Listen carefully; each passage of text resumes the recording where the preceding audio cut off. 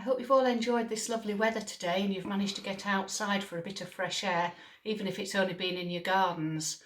Right, tonight I'm going to show you some finished examples of some of the Binca work that has been done. I haven't done these are courtesy of Pinterest, but if you have a look carefully at the stitches, they're very much the same as what we've already been doing. So that is a typical sampler. But then if you want to, you could do something like this, and that has all been done using the cross stitch, which is what I showed you last night. Aren't they gorgeous? Enough of that. We're now going to carry on with ours. Now last night I showed you about doing the running stitch and then doing the running stitch underneath going into the different holes. Well, now as you can see, we can add a third stitch into this, the white stitch, and it really makes it look as though you've done very, very intricate stitching, but in actual fact you haven't.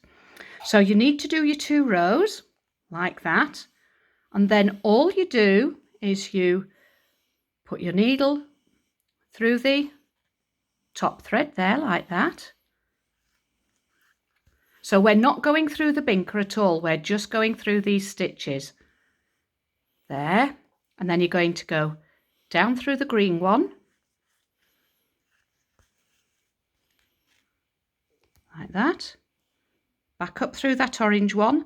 You might need a little bit of help with the needle, just pushing it through there. Don't pull it tight. So all we're doing is going up and down through the stitches, but doesn't that create a very unusual effect?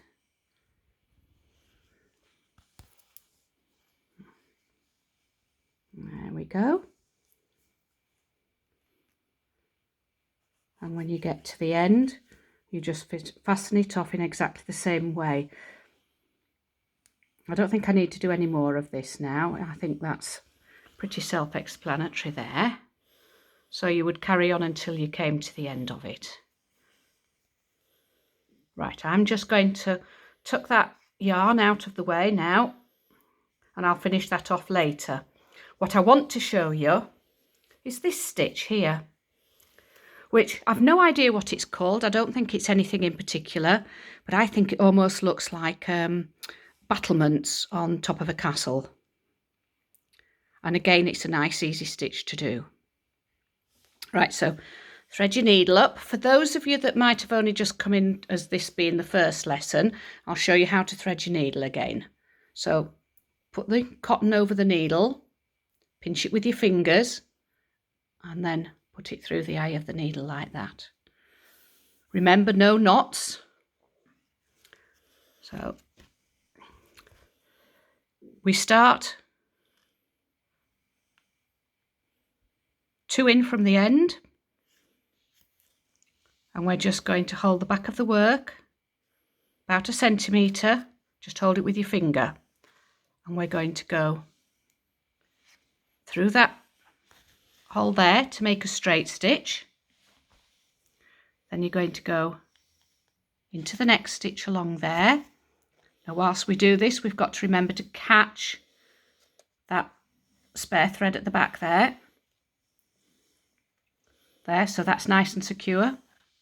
Then you're going to go back into that hole that you'd come up through before.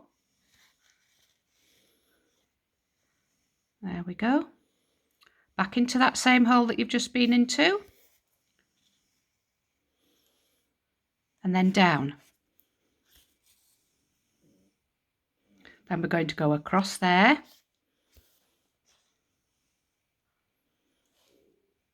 back into that same hole. So you're going back into the hole that you'd been into previously. There we go. What does that look like on the back? On the back of the stitch, it looks like that. Actually, it doesn't really matter on this stitch exactly what the back looks like, because there's various ways of actually creating this stitch, and the back would look different every time. So as long as you find a method that works, then it doesn't really matter on this what the back looks like. So there we go.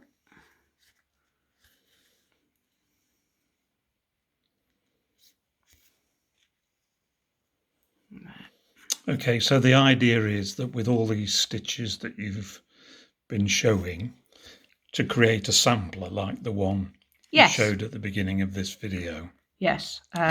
So rows of stitches. Rows of different stitches. Rows of different stitches with different colours, different patterns. Yes. Would you put a board around the whole thing, or? No, I personally wouldn't put a board around. If you're going to put a board around, then you need to start in a little bit further, because as I explained last night, some of these threads do come undone. And what I would do when I'd finished is I would actually start pulling those apart like that, and I'd create a fringe with it. So I'd create my fringe going all the way down. So if you can have a look there.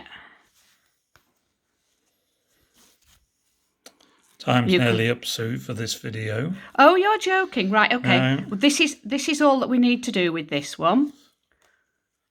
There. So we're, again, just going up and down through these stitches. There. Tomorrow night might be the last video, because really I've shown you all the various stitches that there are to do. But what I thought we'd do tomorrow night is that I would write my name on the Binca and then show you how to go over your name in the cotton. That's all for tonight. Bye.